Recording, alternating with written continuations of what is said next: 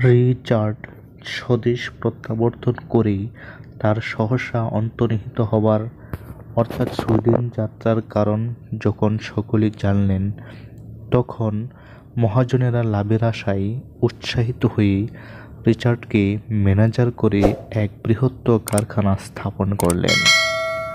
রিচার্ডের নির্দেশ অনুযায়ী যন্ত্রপাতি স্থাপন করা হলো, কিন্তু বড় দুঃখের বিষয় কল চলল না। সকলে নিরুৎসাহিত হয়ে পড়ল। রিচার্ডও যথেষ্ট অপ্রস্তুত হলেন।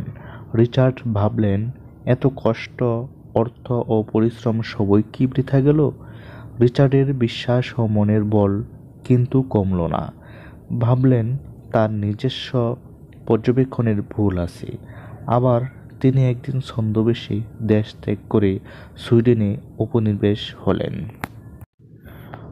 বহুকাল পরে মিলওয়ালা তাদের পুরনো বন্ধুকে দেখে খুবই খুশি হলো। এবার অধিকতর মনোযোগ ও অভিনিবেশ সহকারে তিনি তাদের মিল পর্যবেক্ষণ করতে লাগলেন। আবার অনেক বছর তার সেখানে কেটে গেল। অধ্যবসায়, মনোযোগ ও চেষ্টার ফলে সমস্ত ভুলের যখন মীমাংসা হয়ে গেল, তখন রিচার্ড আবার একদিন পলায়ন করলেন।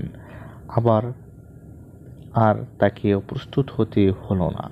ইংল্যান্ডের একটি অতি লাভজনক ব্যবসার পথ তিনি প্রস্তুত করলেন। স্বদেশের ধনসম্পদ তার অমানসিক চেষ্টার ফলে অনেক পরিমাণে বেড়ে গেল। সম্রাট দ্বিতীয় চার্লস এই ত্যাগী মহাপুরুষের গুণ স্বীকার করে তাকে স্যার উপাধিতে ভূষিত করলেন। সামান্য কৃষকের সন্তান ইংল্যান্ডের শ্রেষ্ঠ মনীষী সম্প্রদায়ের আসন লাভ করলেন।